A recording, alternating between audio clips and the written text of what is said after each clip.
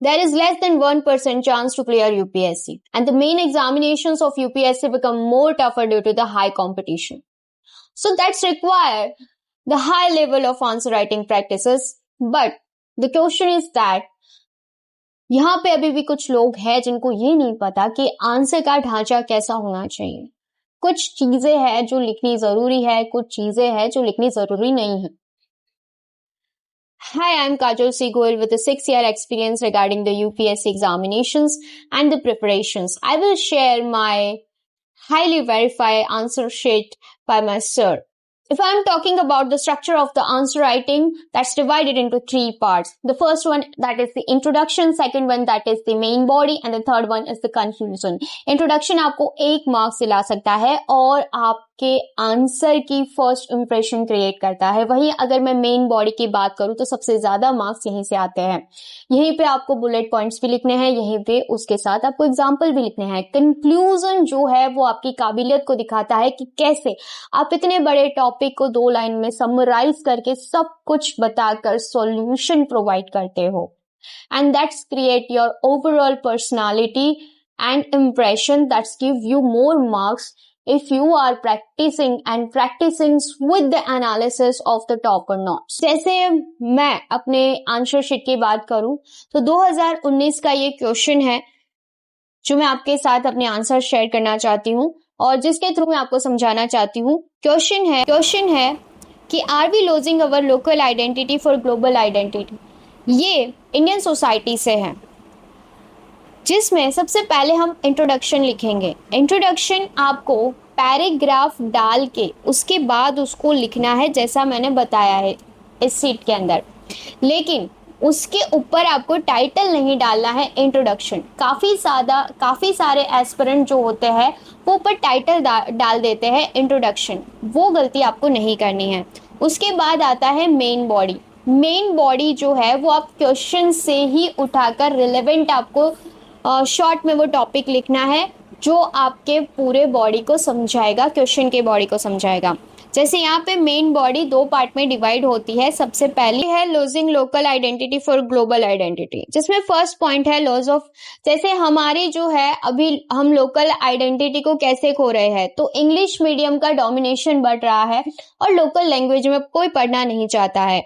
तो जैसे मैंने इंग्लिश मीडियम एजुकेशन को क्या किया है, हाईलाइट किया है. पॉइंट्स को तो हाईलाइट किया ही है, लेकिन उसके अंदर जैसे अगले वाले पॉइंट्स को अगर आप देखोगे तो चाइनीज टॉयज, न्यूक्लियर फैमिली, वसुदेव कुटुंबकम, सबवे, जैसे सबवे, मैकडोनल्ड्स, इस तरीके का वेस्टर्न क्यूजिन जो है वो ज्यादा कंज्यूम करने लगे हैं बच्चे. तो ये जो कीवर्ड्स मैंने हाईलाइट किए हैं वो कीवर्ड्स आपको आंसर में हाईलाइट करने होंगे ताकि आंसर जो है आपका और आंसर के अंदर जो मेन पॉइंट्स है वो एग्जामिनर उसको कैच करेगा और आपके एक अलग से इंप्रेशन क्रिएट होगी. And that's very necessary.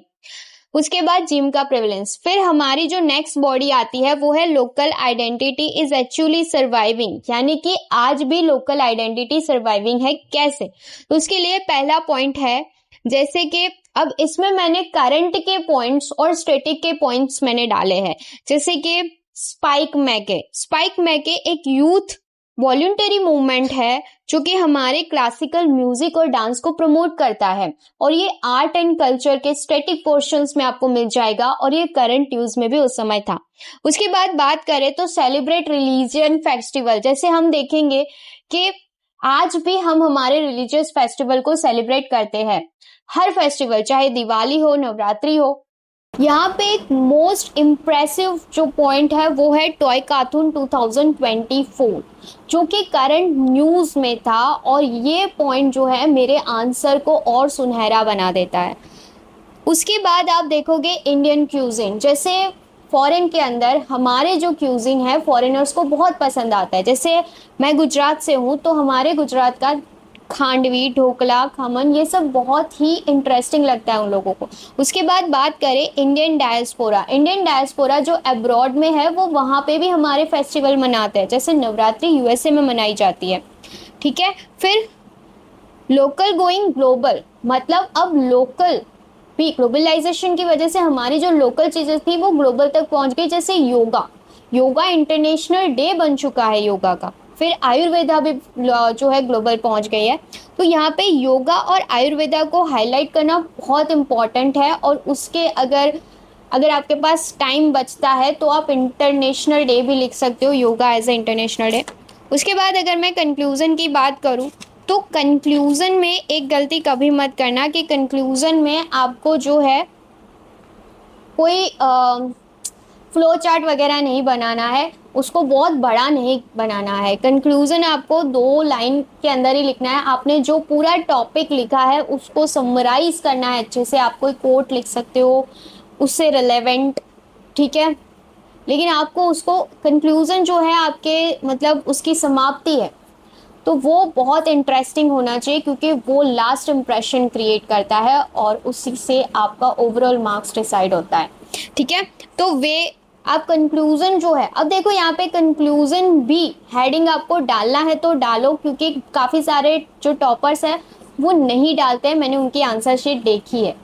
अब सवाल ये आता है कि आखिर क्या करना है, मतलब कितने मिनट। देखो 10 मार्क का क्वेश्चन है तो 10 मार्क के क्वेश्चन के लिए आपको 7-8 मिनट देने हैं। 1 मिनट के अंदर आपको क्वेश्चन को एनालिसिस करना है, कीवर्ड्स पकड़ने हैं, और जैसे ही आपने क्वेश्चन एनालाइज कर दिया, समझ लिया, उसके बाद आपको 1-2 मिनट उसको 1 मिनट आपको देना है किसके लिए, उसको जो है मतलब उसका रफ वर्क करना है, आपको सब कुछ याद करना है, उसका स्ट्रक्चर वक्चर सब कुछ याद करना है और फिर लिखना स्टार्ट करना है। आपको सबसे ज्यादा टाइम आपको मेन बॉडी को देना है। इंट्रोडक्शन आपका कम से कम समय में होना चाहिए, कंक्लूजन कम से कम समय में होना चाहिए, लेकिन मेन बॉडी को ज्यादा समय देना है, ठीक है।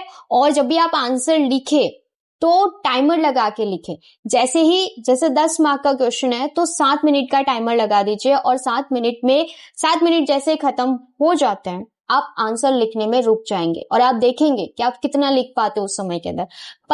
अगर 15 मार्क्स का क्वेश्चन है तो आपको 10-11 मिनट्स के अंदर उसको खत्म करना है। बाकी अगर आप 2026 के टाइम में एआई का यूज नहीं करते तो आप बहुत पीछे हो, 2016 के लेवल की तैयारी कर रहे हो, ठीक है। जैसे मैंने बताया कि आप अपनी आंसर शीट आप जो भी आंसर लिख रहे हो उस आंसर को लिखने के बाद आपको उसको टॉपर की आंसर शीट के साथ कंपेयर करना है। टॉपर ने जो क्वेश्चन का आंसर लिखा है वही क्वेश्चन आप लिखो, फिर उसके साथ कंपेयर करो और अपनी हर रोज 5 मिस्टेक को ढूंढो। लेकिन अब दिक्कत ये है कि कुछ लोगों को टॉपर की नोट्स के साथ कंपेयर करने के बाद भी ये पता नहीं चलता कि आखिर मिस्टेक क्या है। कभी कभी कुछ लोगों को लगता है कि मेरा आंसर तो टॉपर से भी अच्छा है, ऐसा होता है ना। तो देखो उसके लिए आप क्या कर सकते हो, आप एआई का यूज कर सकते हो। आप जो है अपनी जो भी आंसर शीट है उसे क्लाउड एआई में डाल दीजिए, या फिर किसी और एआई में डाल सकते हैं उसमें, या फिर आप चैट जीपीटी के प्रॉम्प्ट को भी यूज कर सकते हैं। आपको बस अपनी जो आंसर शीट है उसके पिक डालकर लिखना है कि compare my answer sheet with the topper answer sheet, and मुझे दिखाओ कि इसके अंदर क्या मिस्टेक है, क्या मिसिंग रह गया है, तो वो आपको बता देगा, ठीक है। तो ये प्रॉब्लम भी आपकी सॉल्व हो जाएगी और वो आपको ये भी बताएगा कि आपको कैसे इसके अंदर इम्प्रूव करना है।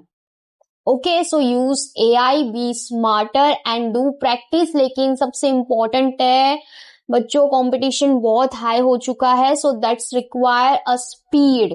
हमें सब कुछ आता है, सब लिखना आता है, लेकिन अब यहाँ पे कछुआ नहीं जीतेगा, अब यहाँ पे कछुआ हारेगा। The time is the rabbit week.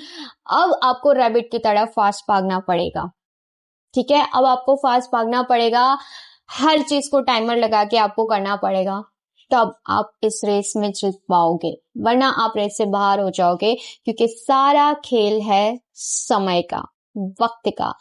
तो आपको वक्त के साथ चलना पड़ेगा, तभी इस रेस से आप जीत कर बाहर निकलोगे।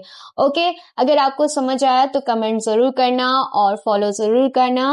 Okay, best of luck, God bless you and जय हिंद।